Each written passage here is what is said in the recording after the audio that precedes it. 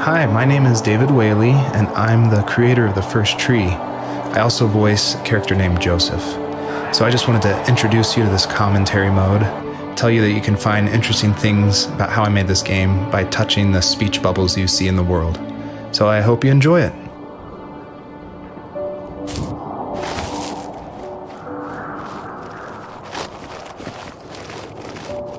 Are you awake? I thought I heard you get up. Yeah, I'm awake. Sorry, I just can't sleep. Are you thinking about him? Yeah, a bit. Usually get back to sleep, my love. I'm fine. No, it's okay. What else is on your mind? I don't know. It seems weird, but I had one of the most vivid dreams of my life. I saw a fox on a snowy mountain, just looking confused and worried. Those eyes. I can't get those eyes out of my head. She was running in the windy snow, looking for something. Do you think it has to do with you and what's been going on?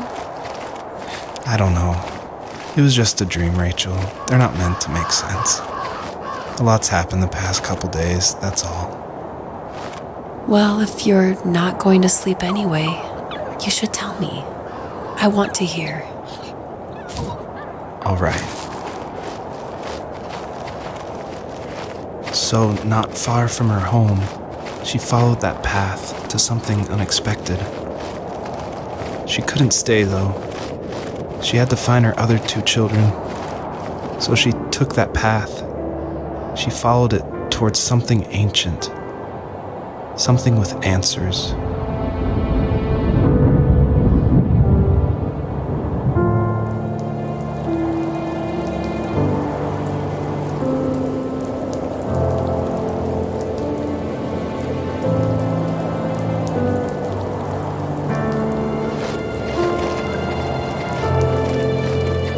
The fox looked high and low, searching for any sign of her cubs. Points of light showed the way to this ancient tree. It was as if each one had a story to tell, all their own. The land was trying to tell my story, too. I felt like I was right behind her the whole time.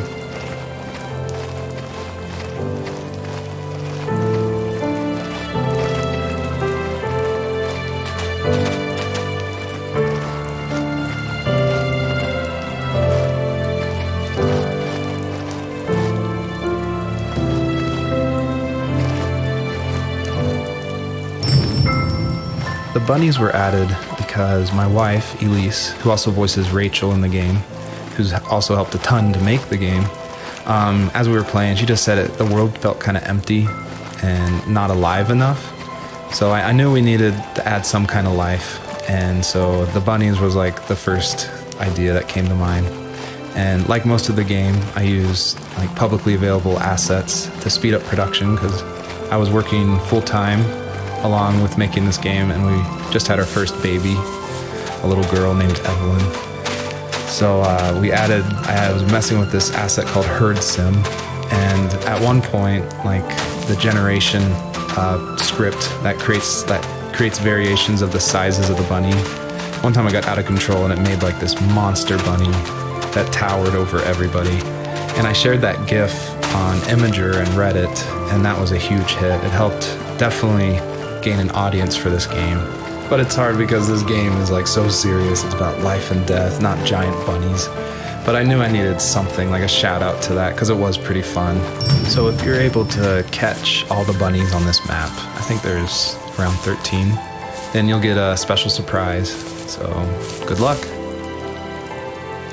I feel like one of the best ways to make an exploration game feel worth it, or to reward the player, is to have as many secrets as possible. Like some of my favorite games like Dear Esther and Gone Home and Firewatch. I love the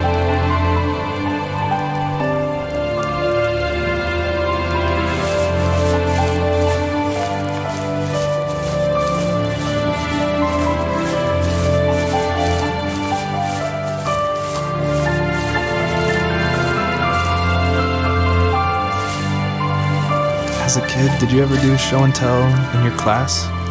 Yeah, I think I only did it once, when I was in the 4th grade. You know how my life was around then. I wanted to show my class what helped pass the time and distracted me. So I brought a dozen paper cranes I had made. I think I told everyone how badly I wanted to be a bird and fly, embarrassingly enough. Don't be embarrassed. Every kid wants to fly. For me, it was another toy from my dad, a wooden boat. I remember guarding it so carefully in my hands as I walked into class.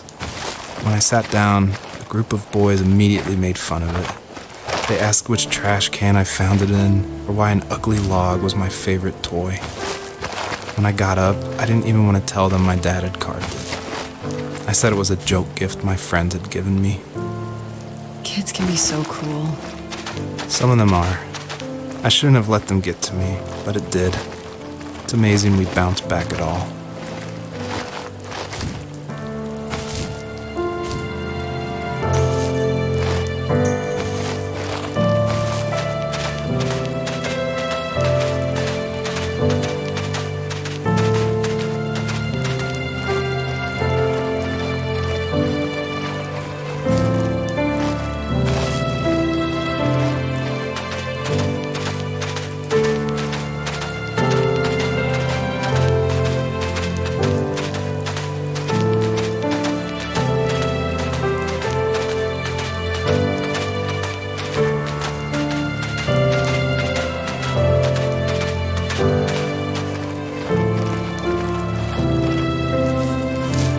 What my dad did for a living?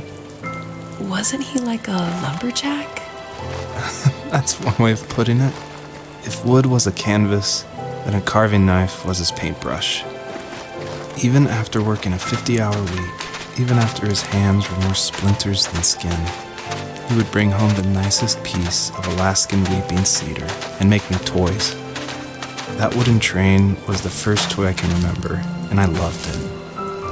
I just knew from a young age I was going to be a lumberjack, like my father.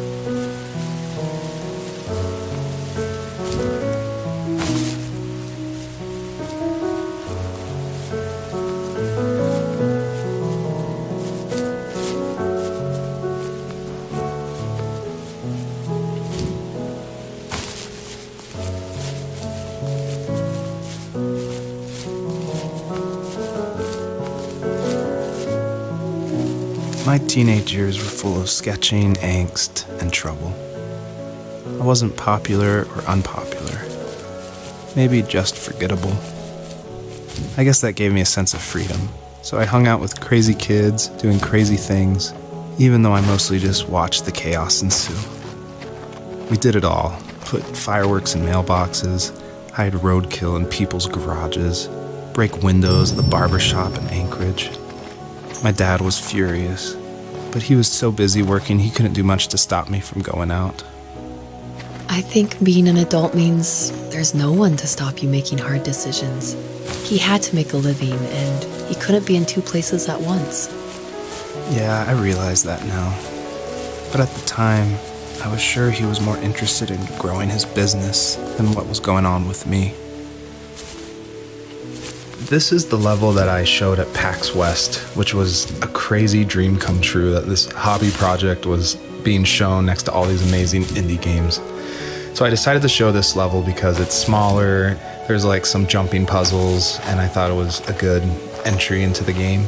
But the one thing I can't seem to forget is right before we opened to the public, there was an indie dev superstar. Like, you've definitely heard of his games, and I was like terrified. He wanted to try it out. So I said, of course, like, please give me your feedback. And he was super nice, super talented, of course. But this embarrassing bug happened, which I'd never seen before in my life, where when he dug the item up, he jumped right after, and it created the dust cloud to permanently be on the rest of the level. It wouldn't turn off. So it looked like this fart cloud following the fox as it just kept running with this beautiful music and serious voiceover. And it was horrible. I think about that every time I look at this level. But, you know, I was able to fix it, so I'm glad someone could at least find that bug. I always wanted this game to be very meditative and relaxing, but I know there's a balance between keeping the player's interest. So I added this butterfly jumping mechanic just to like spice things up. I used a plugin called Playmaker for Unity, which in a visual editor lets you do interactive things, which is perfect for me because I do come from a film and design background. But on the flip side, I really wish I was good at code, because this jumping mechanic, the jumping mechanic in the whole game actually has frustrated a lot of players. But hopefully I've been able to fine tune it, so it should feel a lot better now. I would just hate that this meditative game would get frustrating, so I've lowered the gravity, I've made the jumps more consistent, so hopefully people can just focus on the world and the story.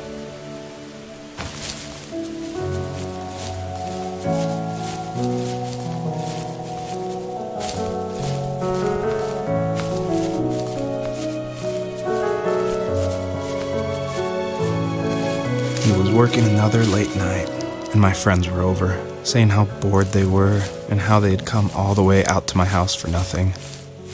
One of them mentioned how that old, ugly beyond belief truck was still in the garage, and how we should take it for a spin.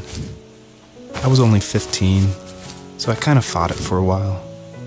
The next thing I knew, we were careening around the mountain path, rocks spitting onto the sides of the cliff, while my dad's cringeworthy bluegrass blared out the speakers. I drove while my friends were in the back of that yellow and purple truck, throwing beer bottles and trash at anything remotely interesting. It felt like I was soaring in the air with borrowed wings. But all good things have endings. A cop outside of Eagle River pulled us over after he saw us send a bottle rocket into someone's yard.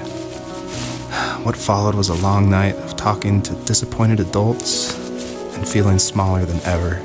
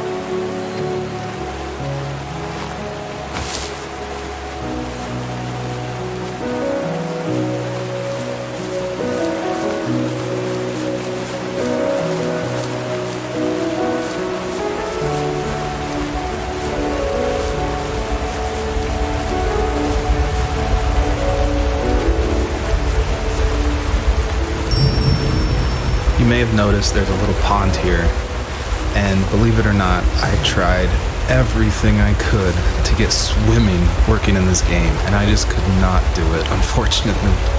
And so all the water in this game you can just stand in, which is, it still like bums me out, but the systems were not working, it was buggy. So I just had to throw it out, which, you know, I think it's okay. Like, I wish it was there, but again, the focus of this game is on the story.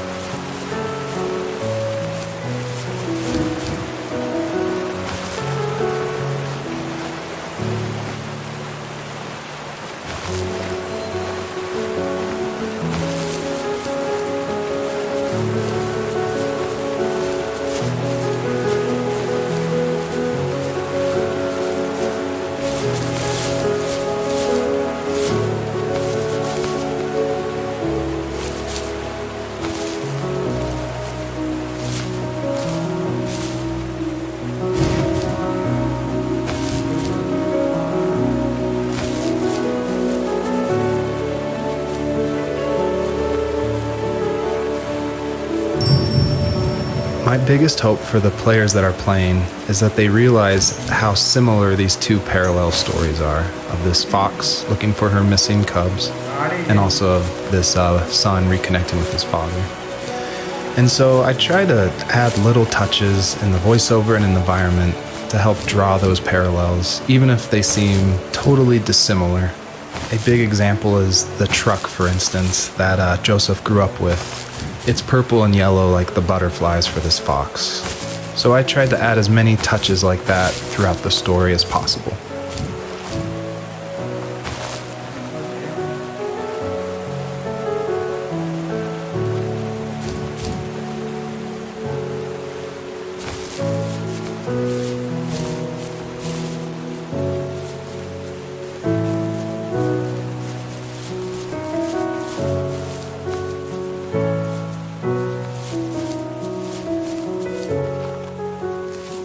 After he drove me home from the police station, I blew up at him, saying how I never wanted to be like him, how I was going to be someone and leave that hick icebox for good.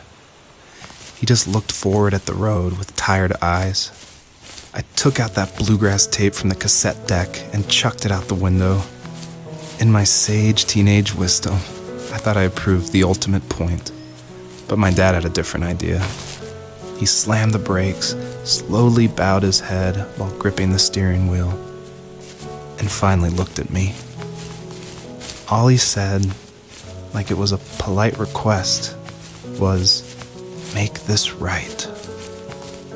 I sat there in silence, fuming, but I eventually got out and combed every square inch of the woods, muttering profanity after profanity. I found it 30 minutes later, near a small waterfall off the road.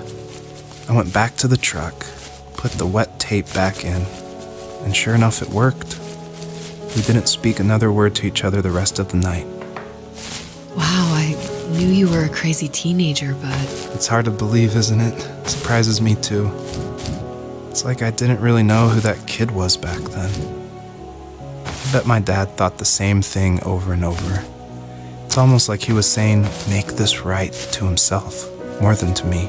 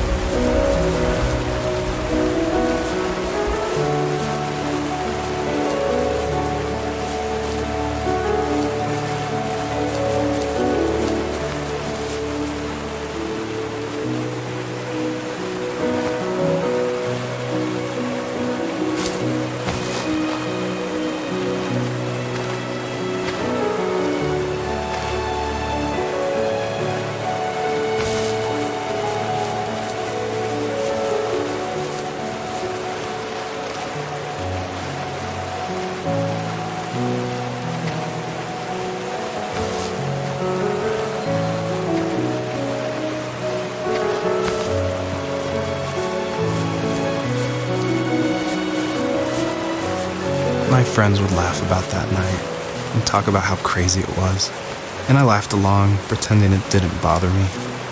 But it did.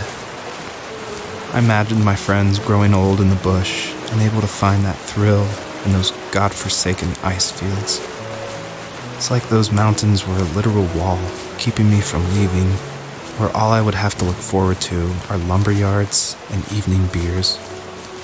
I had to climb over. That was my only goal for a long time.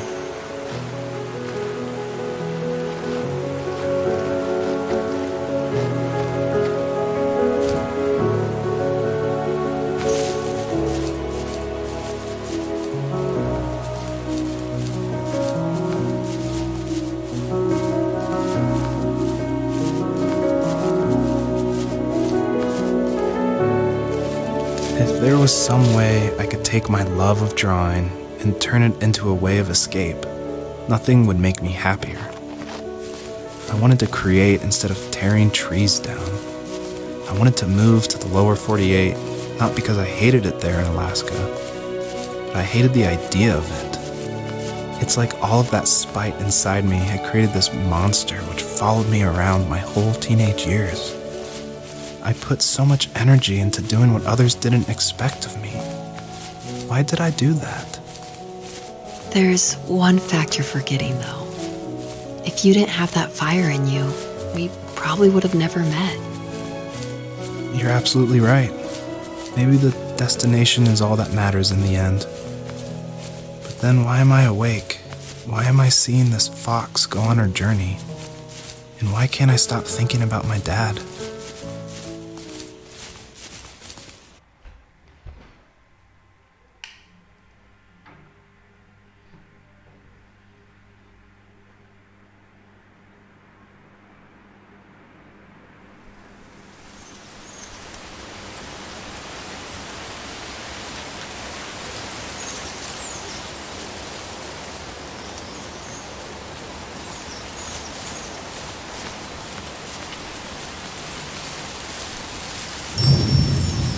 I did want to do something a little different with this level. I wanted it to be more open world feel and that there was something blocking your progress. So it did encourage people to look closely and see how to unlock this blocked way.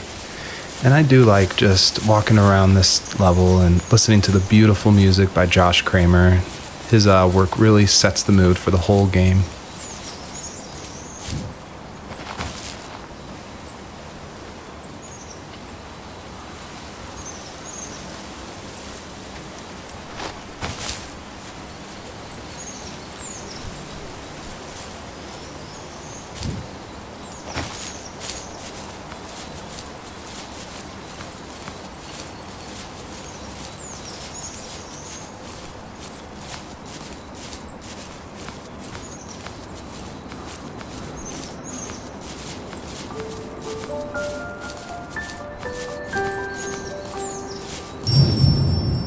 Almost all stories follow the same kind of structure, and it starts with an inciting event, and then there's rising action, and then there's a climax, and then there's falling action. And it's actually really difficult to make an interesting story where you only hear these two people talking, and it's spoken through a dream that's already happened. And the most of the action is about this animal that isn't directly related to this couple at all. So I don't know what I was thinking, but my hope was that it would create some interesting things and connections that I didn't see before. And that was kind of the whole exercise of making the first tree.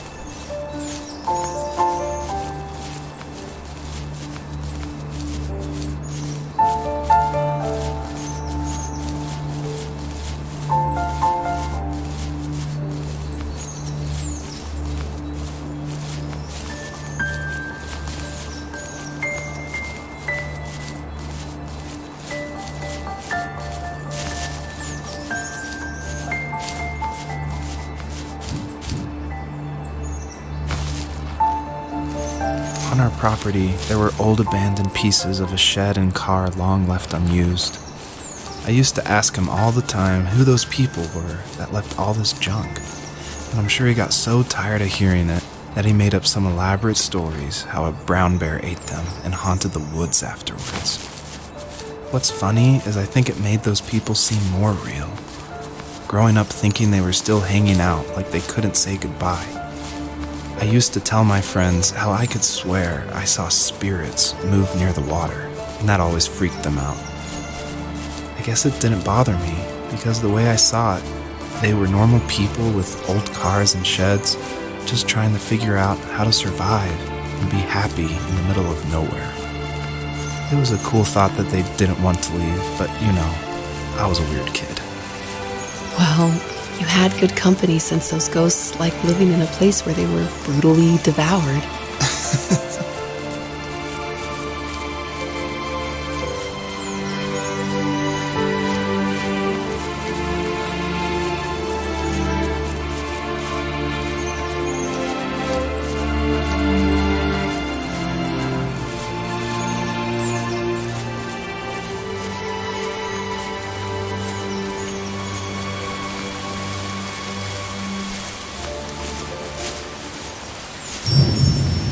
I don't think The First Tree could work at all without the music by Josh Kramer. And his music, it's actually publicly available to license, and so it was affordable for me since this was a hobby project. And it's something I like to tell new indie developers all the time, like, you can't afford that composer, you can't afford a full-time programmer. You need to cut corners and finish your game, and the way to do that is to use these amazing publicly available assets that anyone can purchase and license. And so his music is incredible, and I actually haven't talked to him that much. I've just emailed him, but his music was nominated for Most Emotional Music at the Emotional Game Awards in France, and he's just a really nice guy. And I think there's so much amazing content out there that if you're thinking of making a game, like, look around and see what you can make work on a tight budget, because it worked really well for The First Tree. Even at my most distant, at the times when I detested him the most, he kept reaching out. For a year straight, he asked me every week when we were going camping. I thought he was just dense. Eventually, to shut him up, I agreed. We carried out the worn lawn chairs from the garage and set up a cinder block campfire at the site we'd always used behind the house. We walked down the mountain path, talking in the warm sunshine we only got a couple months of the year. Those 3 obsidian rocks shimmered alongside the shore, almost like sparklers pressed against a dark window. I'll never forget that wet stone on my feet, or how those massive mountains looked even bigger in the lake's reflection. I felt small, but grateful. As the sun set, my dad found something I hadn't seen for a long time. The tree where I'd made my first carving when I was 6. I hadn't even carved it. My dad had helped me, but I still called it my tree.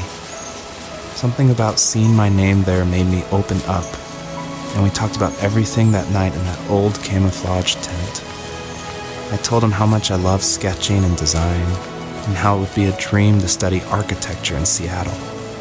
I told him how I didn't get along with my friends much anymore, but that I didn't mind being alone.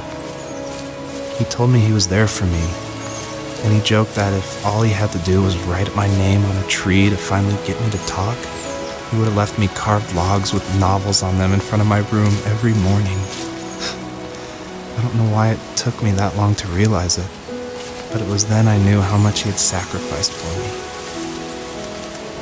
My dad built a lot of stuff in his free time. If he wasn't watching fly fishing or reading Tom Clancy novels, he was carving something. He made tons of birdhouses. Not that he was into bird watching. I think he really missed working and adding on to the home.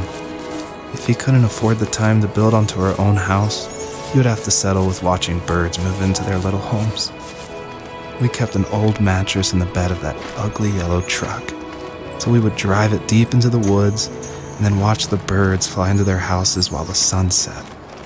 Usually it was accompanied by venison jerky or a cold Coke, but not a lot of talking, which is how we both liked it. Earlier I said I just love going through video games and exploring, like looking at every nook and cranny and just trying to find little details.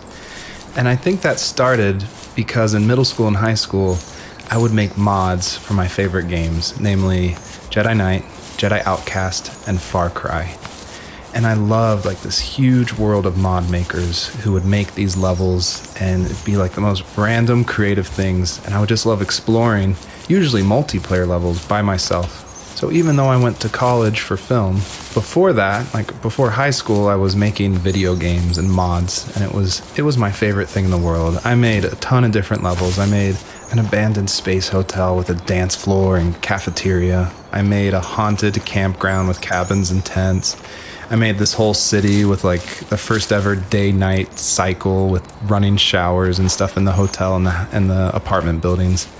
And I just loved making those mods. And I think that carries over to my game, The First Tree, and also the one before that, Home is Where One Starts, which is it's exploration. You're just looking around and appreciating the details. We were happiest underneath the evergreens. We decided it was time to finally map out the hundreds of acres we lived on just to pass the time during the summer. He was only free in the evenings, so I would spend the day wasting time on dial-up internet and sketching, and then we would rush into the woods, pen and map in hand, before evening fell.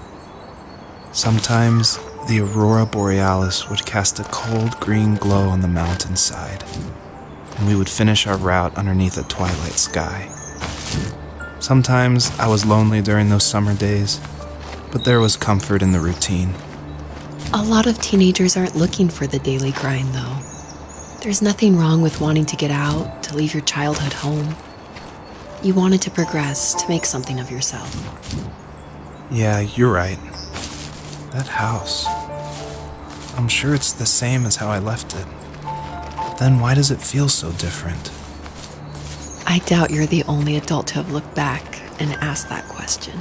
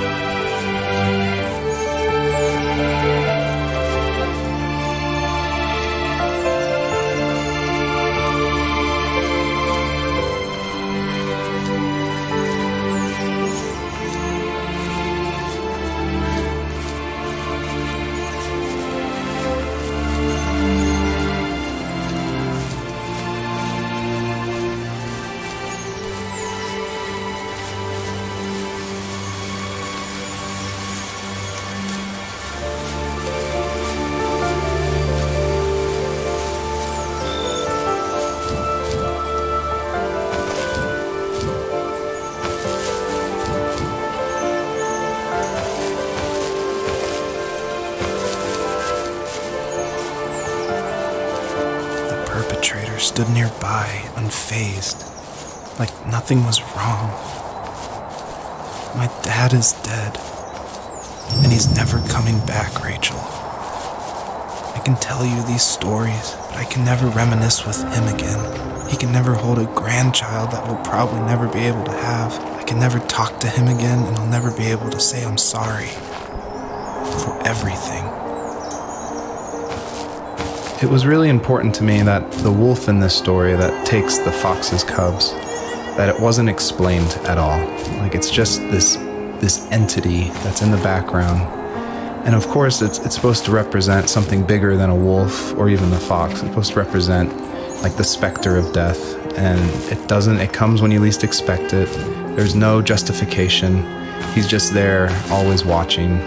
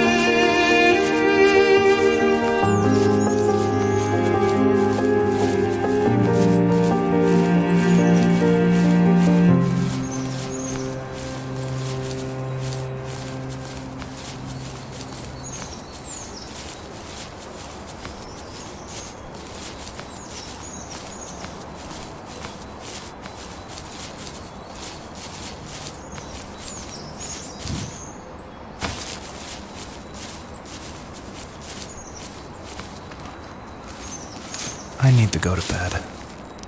I just can't talk about this anymore. Good night.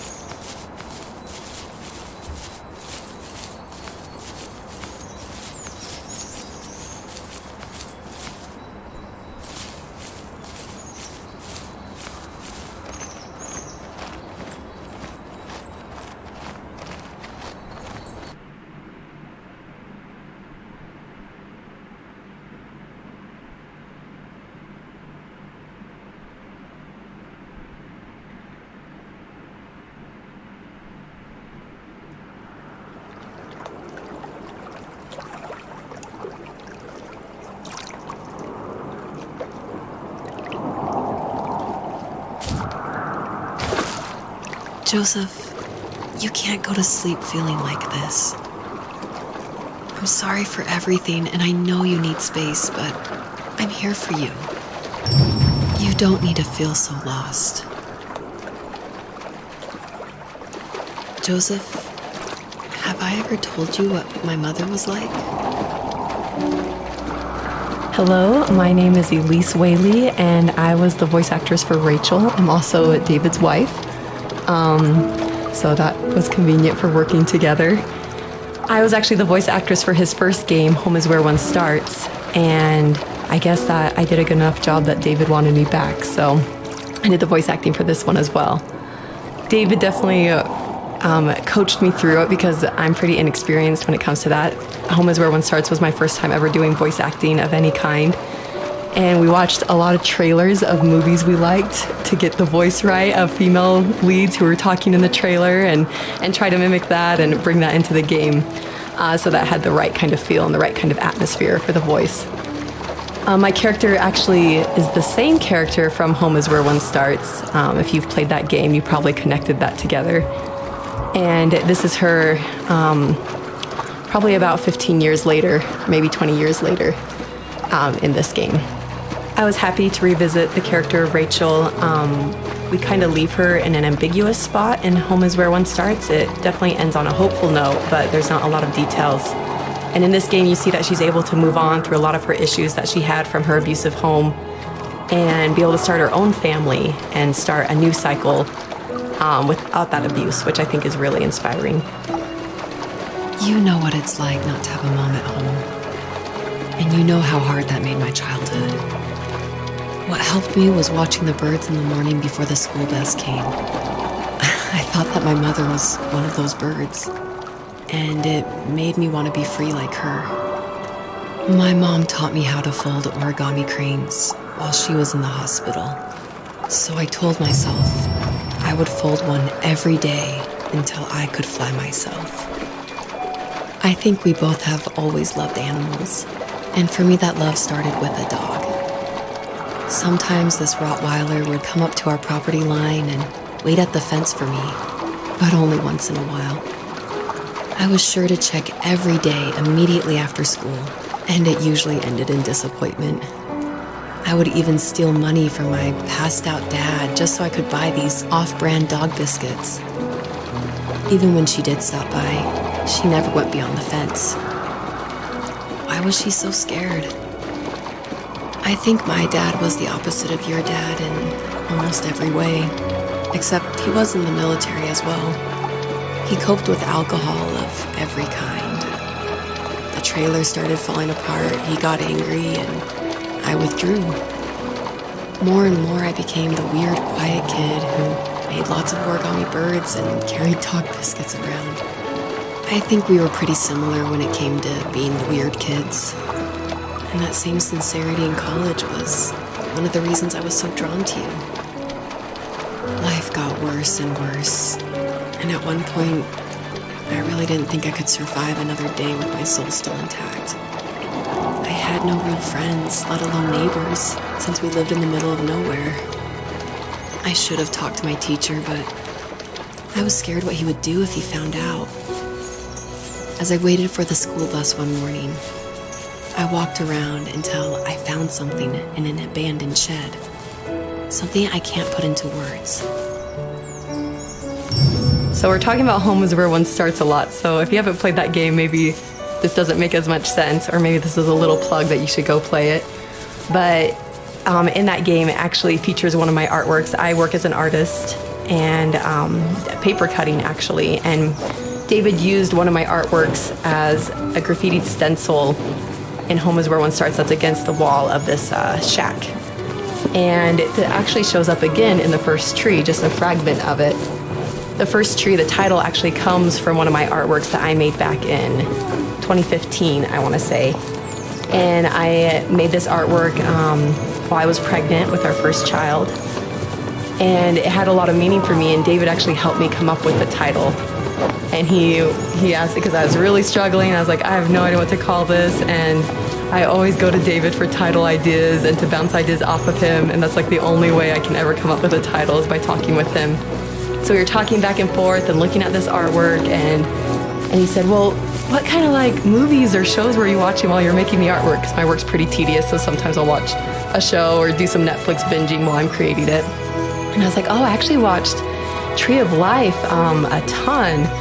And then we're like, Tree of Life. And we started thinking more about that, and then arrived at the first tree. So it started off as one of my artworks and then became a part of David's art, which I think is really cool that we were able to share that title. I summoned courage I didn't know I had, and I broke into my dad's room and found the key to the shed where he had locked my bike. I'll never forget that feeling. The wind rushing by my ears as the sun rose over fields of wheat. I was flying for the first time. I biked as far as my legs could take me until I found a house that felt friendly and that felt like home. Those strangers helped me in so many ways. And if it wasn't for them, I wouldn't have found my foster family. And if it wasn't for my parents, I wouldn't have met you. You have strength, Joseph, and you're not as alone as you think. It's all just so pointless. Just waiting for life to happen. It's like having the home I always wanted is cursed out of my reach. The thought of being a parent myself. How could I do that when I couldn't even be a good son? I'm sorry. I know what you're saying. I just don't know how things will work out. These quiet hours will turn into years, and we'll wonder which roads passed us by. Then we'll forge a new road together. Besides, I discovered for myself that one fateful morning where any hopeful road leads to. There may be thorns and mist, but it always leads to the same thing. And what's that? Family. I'm so glad that you're part of my family, Rachel. And I'm glad you're part of mine. A question I get a lot is why a fox? And it ties into just how important family is for me. And Fox is actually a family name from my wife's side, from Elise. And she always heard about the legacy of the Fox family. And because of that, growing up, it was her favorite animal. She even made these 2 wooden foxes for our wedding cake toppers.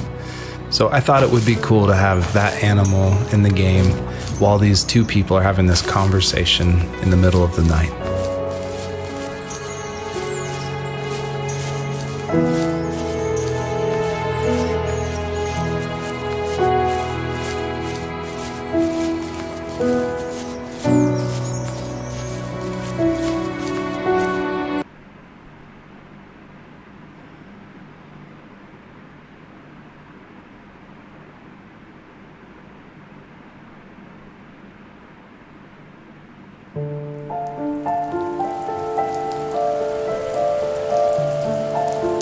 The fox knew her last cub would be waiting for her at the first tree.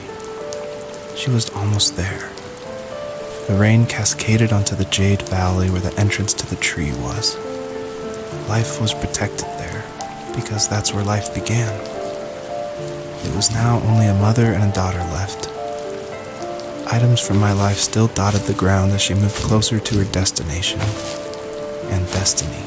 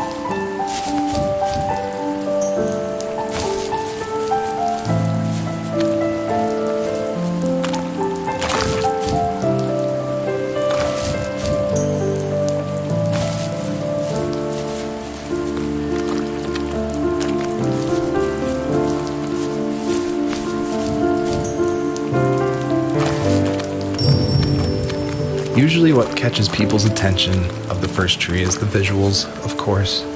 And I was inspired by a lot of people making these levels. The second level is inspired by just these beautiful autumn photos of a real forest. And this level, the Jade Valley, is inspired by the artwork of Heather Penn, who did the Overland games. I just love those greens with a lot of gray in it. I love the strong vignettes in the corners of the frame. And of course, this environment pack was made by the very talented Swedish designer Mikael Gustafsson. And of course, his initial design inspired me, and I was able to build off of that. And I'm really grateful that he allowed his environment pack to be made publicly available. At the end of high school, I felt something I hadn't felt in a long time. Drive. I looked into the best architecture schools on the West Coast, then got a dose of reality when looking at other students' portfolios and the high cost of tuition. I still wanted to be something, to be the next Alvaro Siza, and to make those thousands of sketches worth something in my grand history. But now even an internship sounds impossible. Siza helped me understand how essential emotion is in architecture. And he also said light is the real composer of space. I like to think these glints of light, like not finding a job or even a strange dream about a fox, are something I should be thankful for, even if the illuminated space is something I'm less than comfortable with.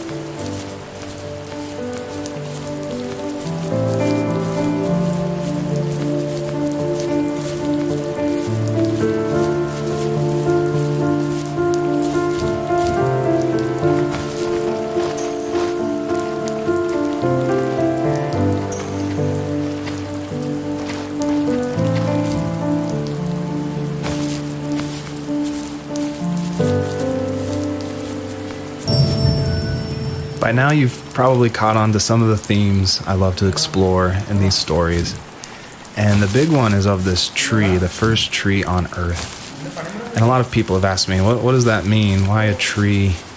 And basically, it boils down to this delicate balance between nature and its relationship with life and death. And I love these stories where they put like these microscopic relationships, like something of like a father and a son, and juxtapose it next to this epic story of like the creation of the universe and the first tree on Earth, and how they can be equally as important, because in my mind, like, my family is as important as like the creation of the Earth. And it reminds me of like some of the stories I love, like The Road by Cormac McCarthy, or The Tree of Life by Terrence Malick. Basically, I wanted to make sure the player felt that there was a higher power than themselves, and that there was something watching over them as they went through this story.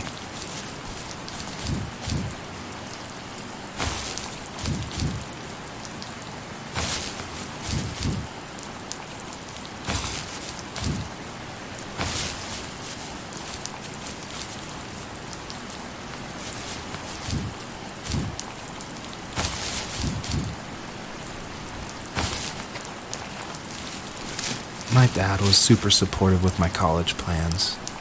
To a point. Things were okay until this terrible accident happened. I guess a forklift flipped over due to a bad axle, and it crushed one of the workers there. My dad didn't eat for days, even though he wasn't directly involved. It devastated him. Not only did it hurt the business, but it just freaked him out. He would talk in his sleep, muttering things about firing people and saying sorry. One fateful day, he approached me, said that since my school search wasn't going well, I should finally be a man and take over the family business. He said one day he was going to die, and that all of his work, sacrifice, and even that man's life would be wasted in vain. I just lost it. Teenage me just exploded at the thought. I screwed up. I said things I shouldn't have.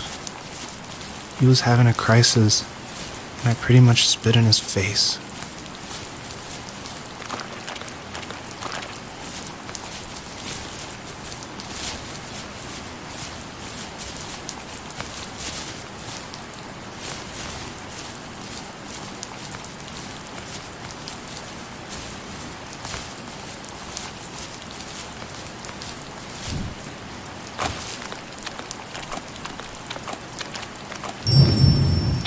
Usually what catches people's attention of the first tree is the visuals, of course. And I was inspired by a lot of people making these levels. The second level is inspired by just these beautiful autumn photos of a real forest. And this level, the Jade Valley, is inspired by the artwork of Heather Penn, who did the Overland games. I just love those greens with a lot of gray in it. I love the strong vignettes in the corners of the frame. And of course, this environment pack was made by the very talented Swedish designer Mikael Gustafsson. And of course, his initial designs inspired me, and I was able to build off of that. And I'm really grateful that he allowed his environment pack to be made publicly available.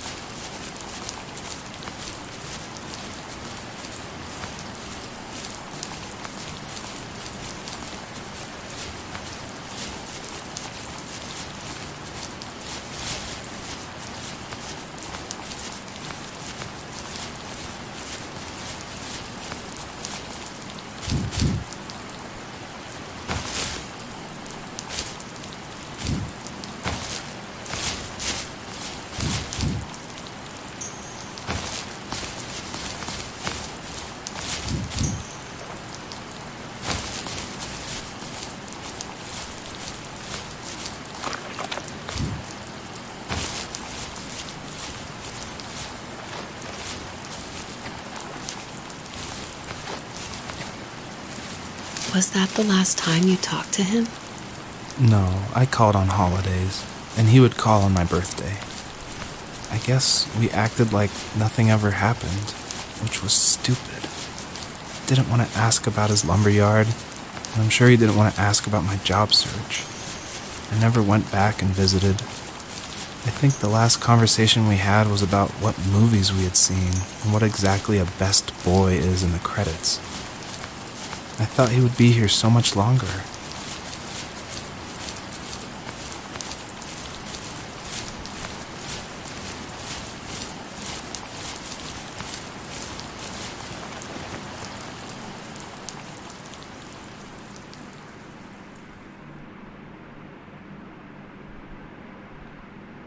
In the distance, the first tree illuminated the wasteland.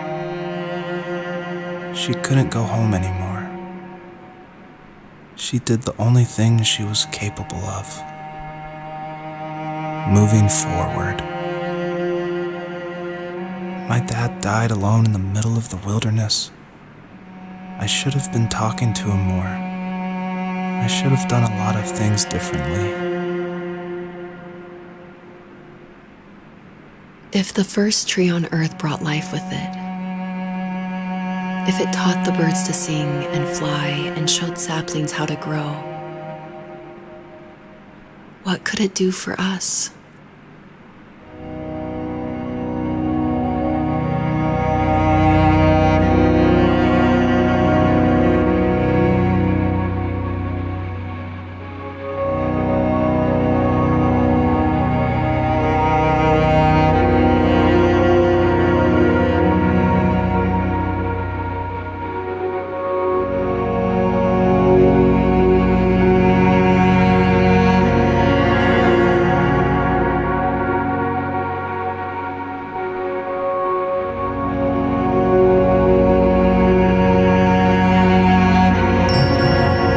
Obviously, there's a really emotional part, but I'm going to talk through it anyway.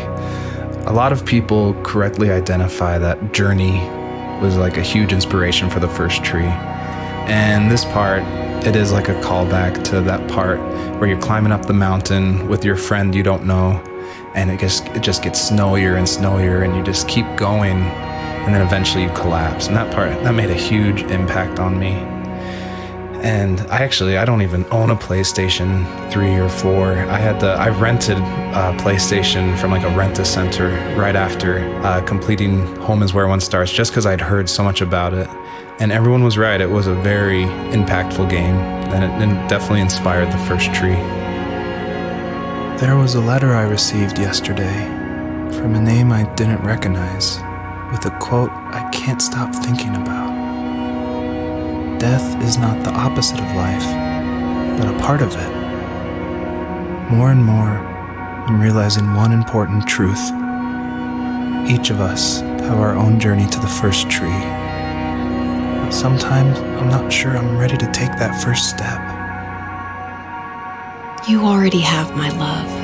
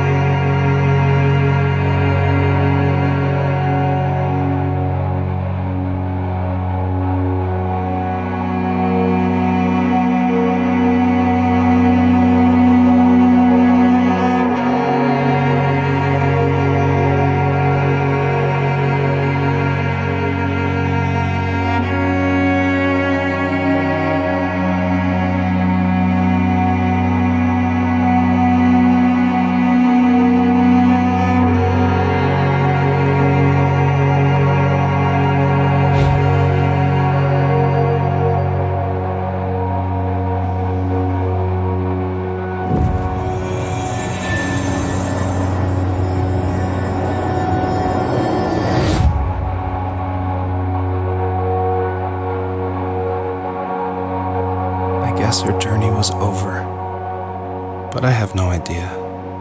It was only a dream, a distraction from tomorrow.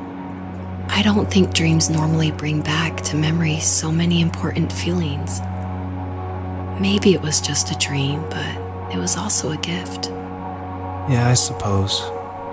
But tomorrow we're getting on a plane to the last place on Earth I want to be.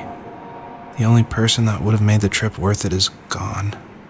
You're going to see him and be with him one last time before you say goodbye. I have one last quote for you by Emerson, sealed in an imaginary letter from me to you. It is the secret of the world that all things subsist and do not die, but only retire a little from sight and afterward return again. Go to sleep, my love. We have a big day tomorrow, but I'll be there with you every step of the way. Thank you. Thanks for listening. Good night, Rachel. Good night, Joseph.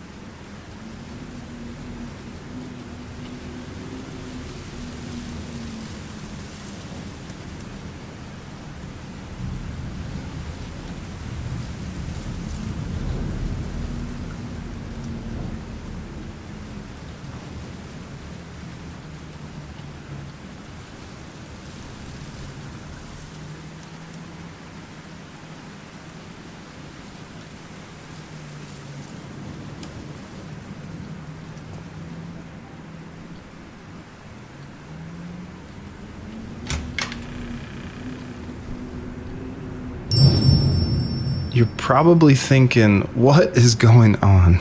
And that was definitely my intention for this epilogue part of the first tree. This is my favorite part. This is the part I'm most proud of. And it definitely, it's supposed to evoke this, what is going on? Where am I? I was not expecting this. When I was marketing and blogging about making the game, I never showed anyone this part. I never told anyone. I never shared screenshots. I wanted it to be a complete surprise. And I also wanted it to feel a little creepy because it's totally inspired by those nights where you wake up in the middle of the night and you can just hear the sounds of the wind outside the house and you can't sleep. So you walk around in this twilight stupor. And I would say the whole first part of this game where you play as the fox, its whole purpose is to set up for this conclusion. So yeah, I would encourage you to look around and see how many things you recognize from the earlier part of the game.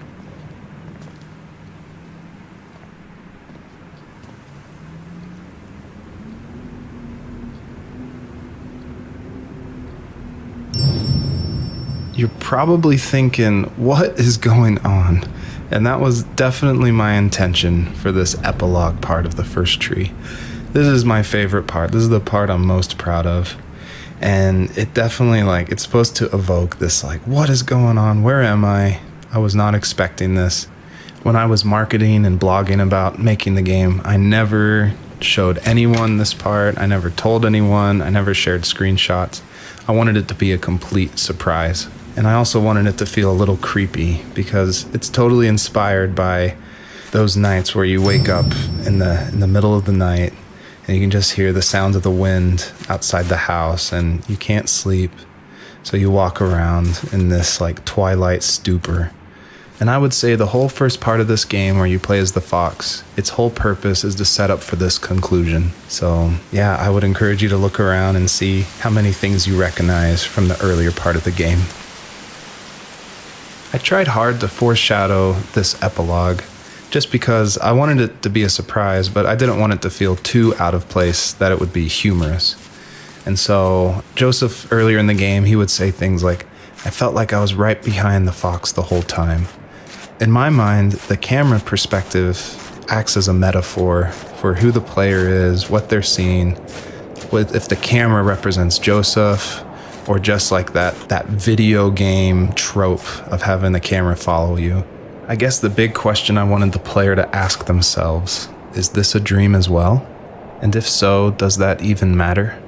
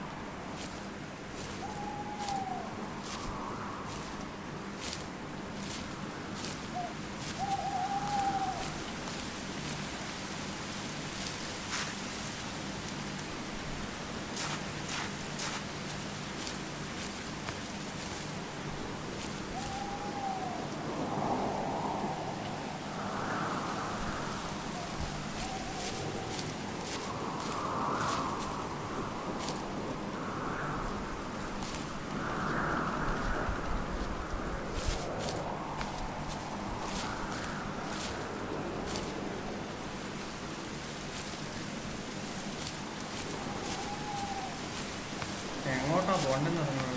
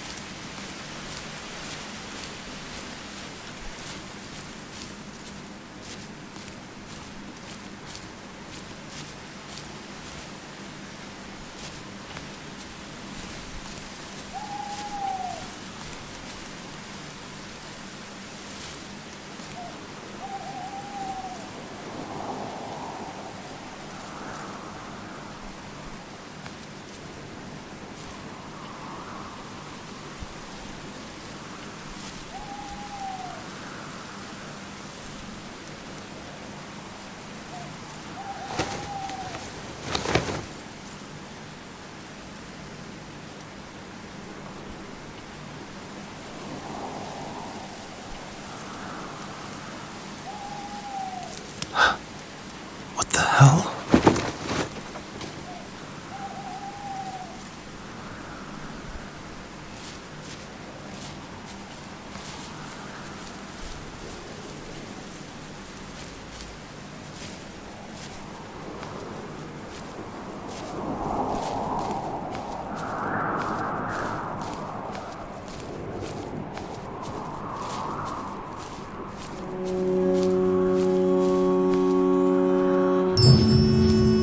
I purposefully fade out the crosshair in the middle of the screen because I wanted it to be a direct callback to the camera following the fox in the first 5 levels of the first tree. I wanted it to go for that gut reaction that this was very familiar, yet totally in a different world.